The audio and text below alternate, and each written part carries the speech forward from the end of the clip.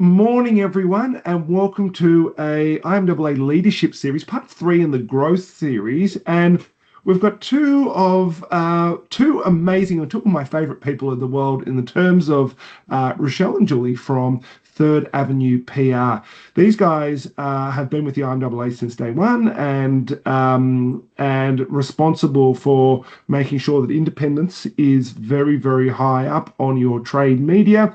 And if there's one thing I can say about growing an agency, it's you got to be in it to win it. You PR, because winners want to be with winners. So you've got to have that constant presence, and I cannot say that absolutely enough. And these guys are black belts in the dark arts of PR. So without further ado, I will hand over to the amazing Rochelle and Julie to take over. Okay, good morning, everyone. Thanks so much for joining us this morning. As Sam said, Third Avenue has been working with the IMAA since its inception, and it's been a fantastic 5 years, which we'll talk about a little bit in this presentation. So go, Jules. I really like this quote to start off with. Some were born great, some achieve greatness, some hire public relations officers because they can help you achieve greatness if you can't do it yourself. Just really quickly about us. I've been in this business for 30 years, 20 of those years as a journalist. I started my career at B&T and then moved on to the newspapers, the Financial Review, the Sydney Morning Herald and the Australian. Last year I was lucky enough to win the B&T Best of the Best in the corporate and trade PR. All our clients are in this space. We're specialists in the media sector. And I began Third Avenue Consulting in 2013, and Jules has been working with me for about, I think, 3 or so years now. During that time, I've worked with most of the media companies out there, agencies, etc. And I tend to like to judge a number of awards. It's a great way of keeping your hand in and seeing what's going on out there and feeling inferior to all those high achievers. Sorry, trying to drive and work across 2 tabs at once. Apparently my skills are not as strong as we thought, Rochelle. So I have been working with Rochelle, as she said, for the last 3 years, but we started working together about 15 years ago, so a pretty well-oiled machine. I've spent my entire career in PR and I've had a bit of a mixed bag. So I've got probably half of it I've spent in media and advertising, and the other half I've spent in public health. So Rochelle and I have been working together again this time around for the last 3 years at Third Avenue. And during that time, same as Rochelle, I like to do award judging as well, because I think it gives us a really good view of the industry, but also it helps our clients to kind of understand, how to write good submissions and how to sort of I think building a profile works hand in hand with that as well. And I was also named as a finalist in Media Week's Next of the Best in 2024. So that's a bit about me.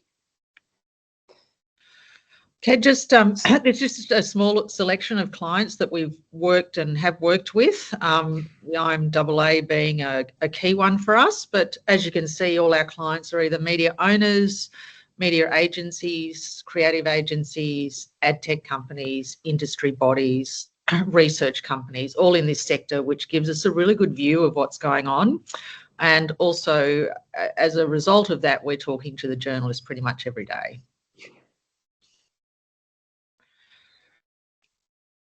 Okay, why it's important to have a profile.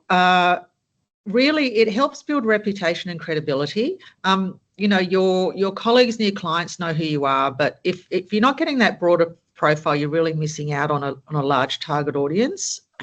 It also helps you build your personal brand, and we really think building your personal brand, particularly in independence, is just as important as building your agency brand, which we'll talk about a little more in this presentation. Having a profile in the media educates target audiences about you and your agency. It really is effective at opening networking opportunities and speaking birth opportunities. The higher profile you've got, the more sought out you become. It absolutely generates new business leads, and we've had that feedback from our own clients on several occasions. It helps build profile for your talent as well. So, you might be the face of the agency, but I think it's important to showcase the breadth and depth of agency talent, and there's plenty of opportunity to do that. It also is effective at showcasing your culture, which helps to attract talent and often clients to the agency.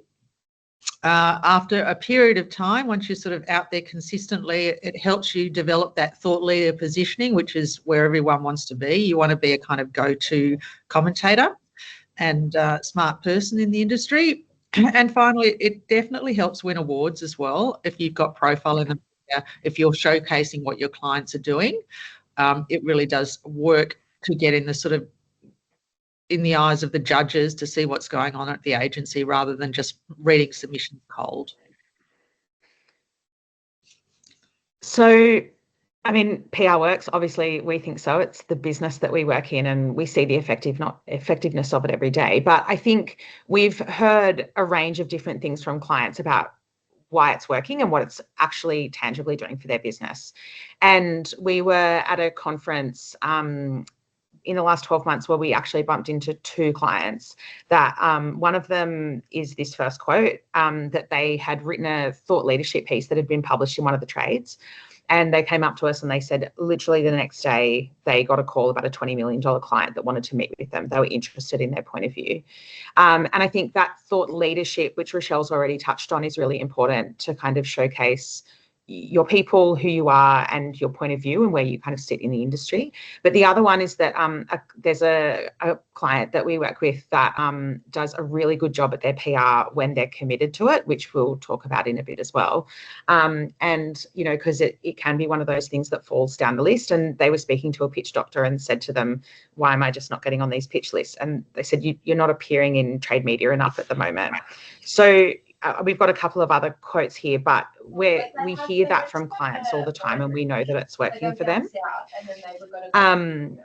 So in terms of what it is and how it can help is that, you know, it's connecting you with your audience in a different way, usually via the media, and getting that third-party endorsement from a media outlet and then posting that across your channels. Oh, sorry, I can hear some background noise. I'm not sure if maybe somebody's not on mute. Thank you. Thanks. So managing that spread of information between you and your audience in a different way, and that third-party endorsement from journalists is a really important part of that. It lessens the perception gap between how you see yourself and how stakeholders are seeing you. And that's what we want to help you build and protect, or what a PR agency should be doing. They should be helping you build that reputation in market and then protecting it. There's the good and bad to that, which we'll touch on today as well, and how that should be managed. But bottom line is that we want to see the good stuff out there and we don't want to see the bad. And that's what a PR agency partner should be helping you to do. Okay, why PR is powerful? It provides credibility. Having a profile in the media, which Julie touched on, it gives that kind of passive third-party endorsement, but it absolutely helps build credibility more than you kind of talking about yourself on LinkedIn or on a blog on your website. Getting a story in the media is a far more effective way to build credibility. It also helps spark people into action, so way better than conventional advertising, and hence what we were saying with our clients coming up to us saying they've got new business leads out of PR. A good PR strategy is the way to get media and potential clients and talent to seek you out. So if they're seeing great things you're doing in the media, they want to work with you. And for us, Nirvana is when your company and yourself, you do become a thought leader in the industry. And when the journalists proactively come to us and say, we're doing a story on X, we really need to talk to this client because we know they've got a great point of view, that's the best place you can be. And that has happened with our clients. It does take time to build profile and reputation, but that's where that's the sweet spot where you want to be. And it also comes off the back of consistency, which is something that we'll talk about. In fact, I'm going to talk about it right now. Mm-hmm. So what we find when you're working with a PR partner, it's not just going to magically happen. And we found that with the IMAA and with many of our other clients, is that it's only as good as what we have to work with. it takes time to build that momentum, both within trade press, but I think also for the agency, it takes time to think, you sort of get to the point where you know what you want to be talking about, where you want to be commenting, how you want to be appearing, and that takes time. If you're sending out a media release to journalists and then disappearing for 3 months and not having any other activity, you do lose that momentum, and that makes a difference. And the journalists are then wondering where you've gone. I mean, not necessarily exactly questioning it, but they're skeptical of that. And it goes far beyond media releases. News is important, and getting those client wins and the big news coming out of your agency out there is really important through media releases, but profiling is very key. And there's a number of ways that you can be profiled in trade press. There's many profiling ops, but in addition to that, as we've said, being a thought leader and having a point of view on industry issues is really key. And it is critical that agency leadership buys into the PR process, that they're involved in the planning and the strategy, and involved in the execution, and make themselves available, particularly when the journalists are asking for commentary, that they're available to respond to those. That's really key.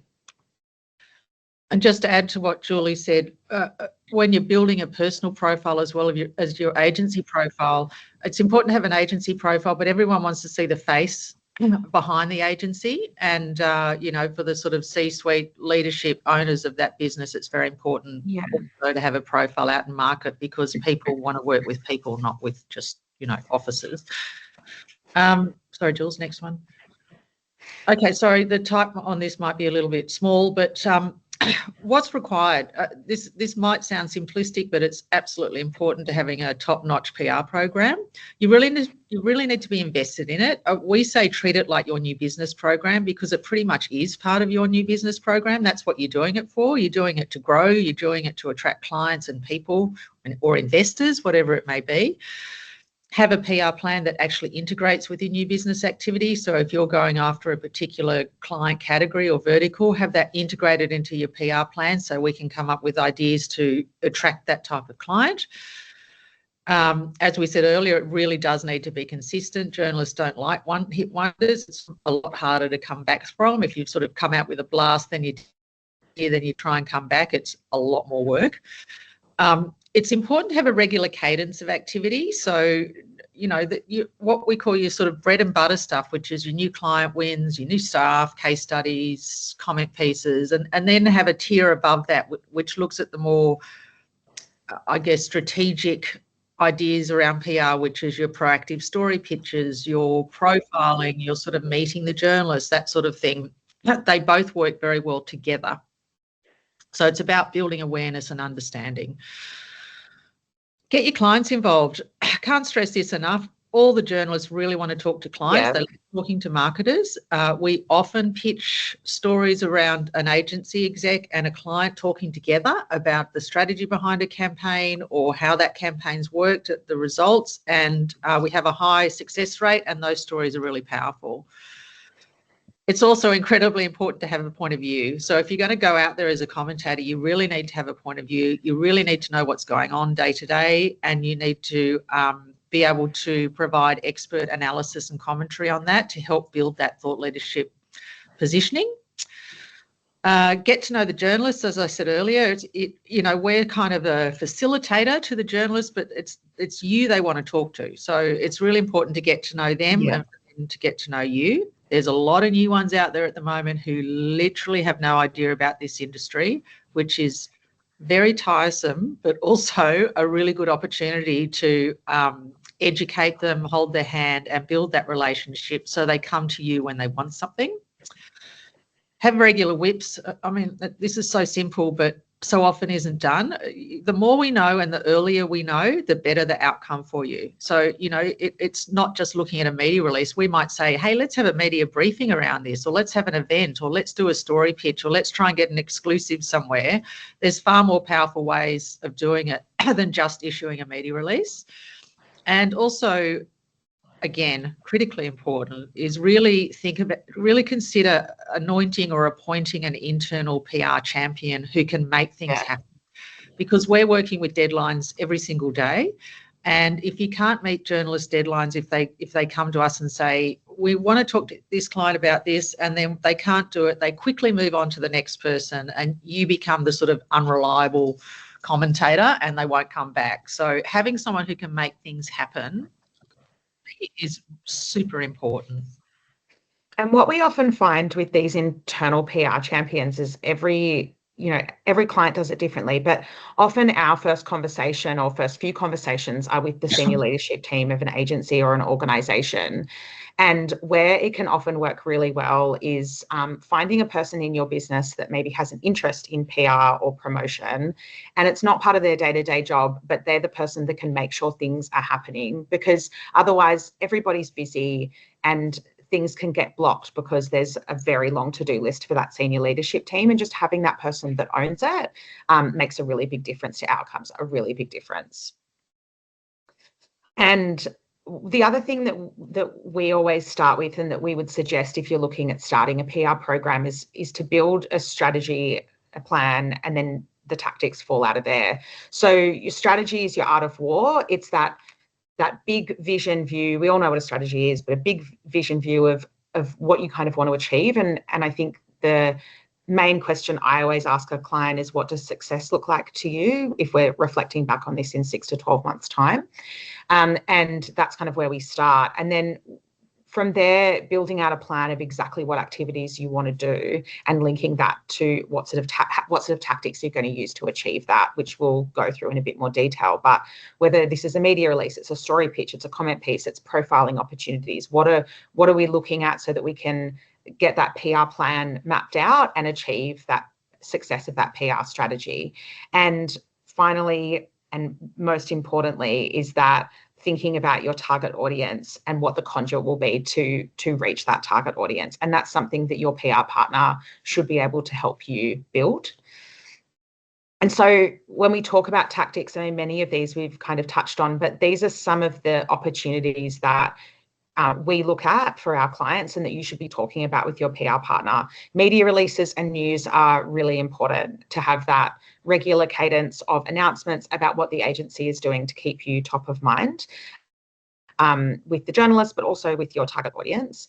And then coming off the back of that, we'll also look at, is there an exclusive opportunity with a publication for you and a client? Do you have a particular point of view on a topic? Should we pitch that as an interview to a journalist, or will you be drafting a comment piece? We would advise on that. And then from there, we also work with clients on profiling opportunities, whether that is in the trade press, or it is speaking opportunities, or it is reviewing award submissions and providing advice. Relationship building with the journalists is really important. They want to, especially as Rochelle said, there's a lot of new journalists kind of coming into the trade press at the moment. They're really hungry to meet people and learn about the industry and understand the mechanics of it. And that's really crucial to getting your point of view out there and sort of putting your head above the rest. And then, of course, I mean, LinkedIn, we'll talk a bit about today, but it's become a media channel in its own right. And there's a number of ways that we would suggest that you tackle that in partnership with your PR plan. And really good photography and video is very, very important. It's important that you have a suite of headshots and good imagery of campaigns, and whatever we're sending out, we want to send really high quality imagery with it. It does make an impact on the outcomes you're going to get. Okay, so I'll just go over this quickly, just so you know, there's news and there's news, but in the industry that we work in, what makes news is usually around something that's about to happen. So for example, simple example, if you've got a new campaign, try and get it out on the eve of it going to air or the eve of it launching, because if it's been out there for a couple of weeks, it's old news basically, and they're not interested. In this business, newer is better, and stories grow old really quickly. So that applies to commentary as well. So if you've got a really big announcement that's come out like Google and AI or something like that, and you've got a point of view, it's very important to get that out there quickly while the story is currently happening. Otherwise, the story moves on, you lose momentum, and you've lost the opportunity. Journalists love firsts. So is it an Australian first, a world first, an industry first, a first for your agency, a first for your client? That sort of thing works extremely well from a PR point of view. This is where your PR agency is really important. Does your story pass the so what test? And it has helped, to be honest, being a former journalist, you can really apply that kind of objective lens and say, well, what's interesting about that? Because we don't want to waste your time and we don't want to waste our time pitching to journalists something that we know just isn't going to resonate. Client work that has tangible results, they always want that stuff. So, you know, there's a disproportionate amount of stories around new campaigns and case studies. So case studies I would really stress are important. Something that's in the current zeitgeist. So as I mentioned with commentary, if you've got something to say, make sure it's with something that's currently happening and everyone's talking about. Journalists love exclusive stories. So where you can offer an exclusive, if you think that's going to work better for you, which usually means an interview as well, and you're getting a deeper story than just a media release, they're very effective. And finally, it's all in the timing. So timing is critically important in this game. We're working with deadlines every day. You really do need to meet those deadlines, and you do need to often move quickly. You know, sometimes we'll only get a couple of hours notice for commentary. But if you're hungry enough and you've got a point of view, it can work really well. So we've touched on this a couple of times about LinkedIn. So, I mean, everyone would be pretty familiar with the fact that LinkedIn is, you know, become a media channel in its own right. But the journalists are all over it, and they're always on the hunt for like commentators, but also news. So if you're interested in building your PR profile, you think you have something to say and you're not connected with the journalists on LinkedIn, you should be. So you should be going through the publications and making sure you're connected with all those people, and also making sure that if you're sharing any of their content, that you're tagging the publication and the journalist as a bare minimum. But it's a really powerful tool to amplify your PR coverage. Like we said earlier, the trade press coverage provides that third-party endorsement and credibility. So make sure that you're tagging them, tagging the journalists when they're involved, that you're having a solid point of view on LinkedIn, that, again, photography is really important, that the photography that you have is not pixelated, that the logos look good, that it's all looking really clean. And obviously getting your content right on LinkedIn is something that you should probably work with your PR partner on as well to get the right mix, because I think all of us probably feel the same way. It can just be a lot of humble brags on LinkedIn. So having that, sharing the trade press coverage that you're getting for your brand is really important to share there, and it helps mix things up a bit in terms of your content strategy on LinkedIn. Okay, again, I'll just go over this quickly, but it's really important to know that, you know, having a profile, raising your head above the parapet does come with its risks, you know, and that's when things go wrong. So that's where PR becomes really critical to lessen the impact of negative stories and bad news. If something happens to go wrong at your agency, if you're making redundancies, if you've lost a big client, if you have an employee issue, PR is absolutely critical. So you do need to take the good with the bad. You know, a lot of people think PR's all, you know, rainbows and unicorns, and when things go bad, journalists won't write about it. No way does having a profile protect you from bad news stories. They will cover things objectively, the good and the bad, and they do like bad, controversial stories as well. So this is where relationships are really important. It can help lessen the impact of the bad news. So if you do have bad news, we can help work with the journalist to provide context, to provide commentary, to make sure that story is not out there in an information vacuum, to make sure we provide very important context to that story, and it does lessen the impact. Do not go to ground and put your head in the sand. That's the worst thing you can do, and someone else will fill the vacuum.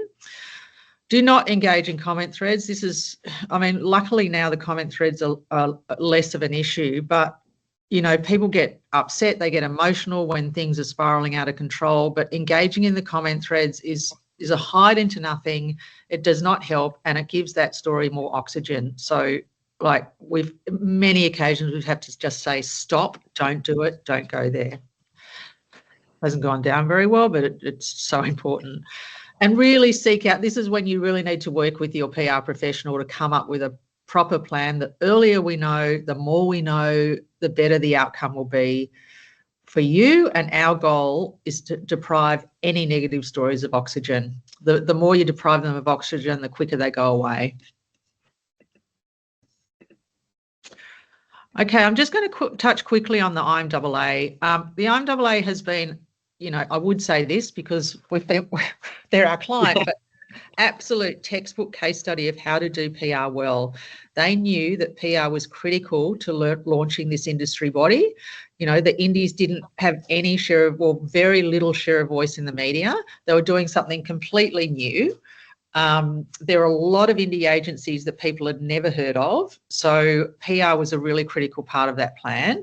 And it's been fantastic working with the guys at the IMAA to have a consistent, proactive PR plan that's literally changed the narrative for indie agencies in less than a year. It's been extraordinary just for me to watch how quickly that's happened and how also that momentum has been maintained. Journalists will now come to us and say, I want an independent. I need to talk to independents. Yeah. In the past, they would only go to holdcos, because that was their sort of go-to. Now they like talking to the indies because they perceive them to be obviously independent, no barrier to push, and they're smart people. And it's worked really well for you. And that has meant that the indie sector has a really disproportionate share of voice in the media. And the holdcos have sort of been left a little bit floundering, which is nice to see. So it's really now regarded as a true challenger brand. I think it's almost now moving beyond challenger brand into a real sort of leadership position. And 5 years on, which has been great because the hard work really does start after the first year or so, there's been no slowing of that momentum, and it's meant that the IMAA has had a consistent positive profile in the media that's worked extremely well for them. So I think it's been a great kind of textbook case of how to do it. And just quickly, so we get stories for the IMAA because the journos love them. So last year we got about 224. This year to date, we'll tip over into the 90s today because we put out the indie census report this morning that's already starting to get coverage. But the thing I love about the IMAA, it's not just about what they're doing. It's also they've worked very hard to do industry advocacy as well, people profiling, getting their members involved in stories, media owners, media partners as well getting involved. So it's been a very broad and successful PR program. Is this me, Jules? Yeah. Yeah. Okay. Look, I'm just going to do this really quickly. Journalists they're on deadline and they're stretched thin. So the more we can help them, the better the outcome. We tend to do their homework for them and spoon feed them a lot because they don't have any time to do their homework or they don't even know how. They will seek controversy. We seek to reduce that controversy. They're very competitive with each other. They think more about themselves and their audience. They're very well networked. So they're talking to a lot of people in the industry. So if you've got a good profile in the trade media and, if a client or someone says to them, oh, what agencies do you think are doing well? Your name will get mentioned, and that's kind of gold. They're quite opinionated, sometimes good, sometimes bad, and they are fallible. They do make mistakes, and we often have to correct coverage, but they're happy to do so. Yeah. They're not your friend. Please remember that. It's a working relationship. A lot of people think they're mates with the journalists. They won't help you when things go wrong. So it's a professional relationship, friendly but not friends. They don't keep hidden agendas. They don't seek to misquote you. Their quotes come from you, so you've got to be really careful about what you say. If you don't want to see it in the media, don't let it come out of your mouth. I can't say it more simply than that. Off the record doesn't really exist anymore. If you don't want to see it in there, don't let it come out of your mouth. Okay, next, Jules.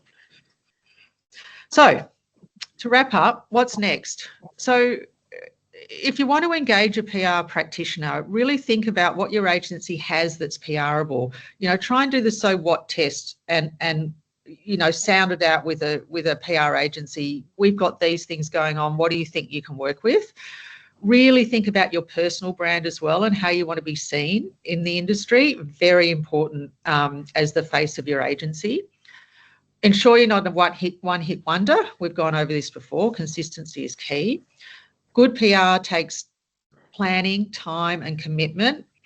Once you get that initial flurry of activity, it's when the hard work begins that you've got to kind of get out there and maintain that profile. We help you do that as well.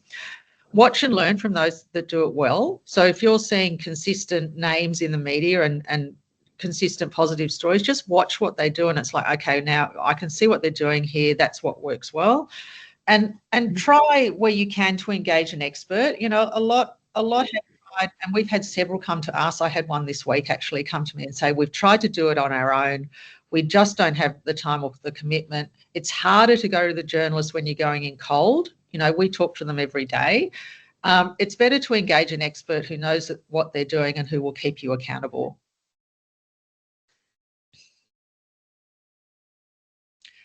And that's it from us. If anyone's got any questions, we would absolutely love to hear them.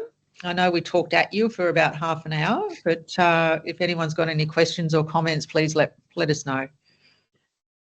Guys, are there any questions? And so often there isn't, Rochelle, but are there any questions from anyone? Is everyone too scared?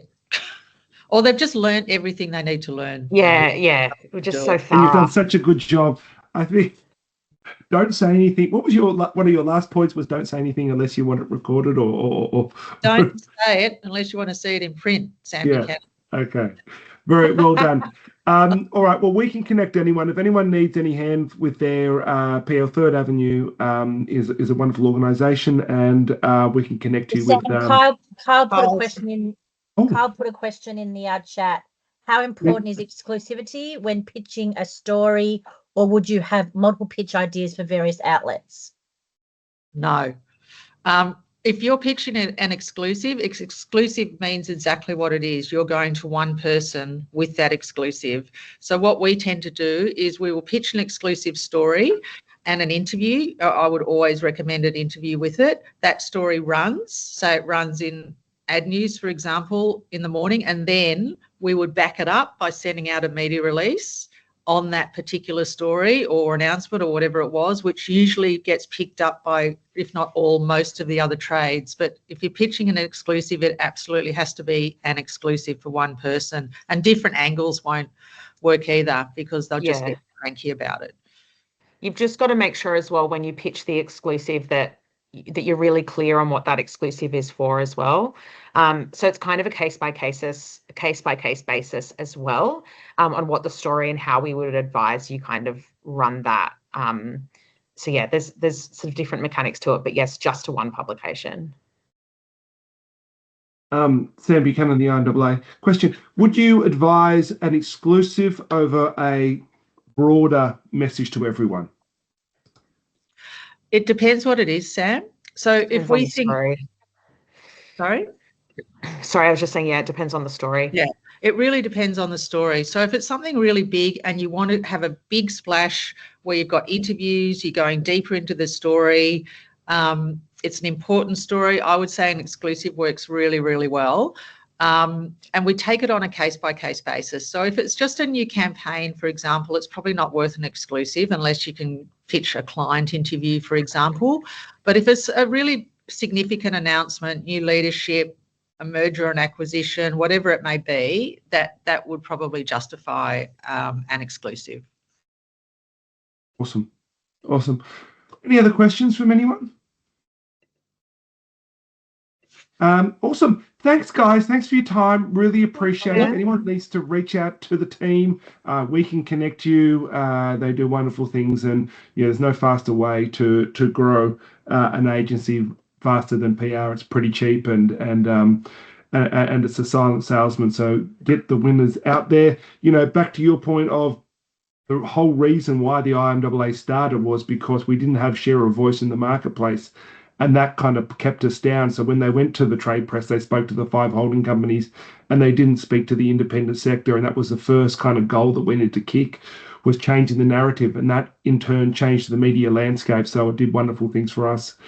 Thank you, team. Thank you, leaders, for tuning in. And we'll see, I think next week or the week after, we've got our 4th in the leadership series with LinkedIn.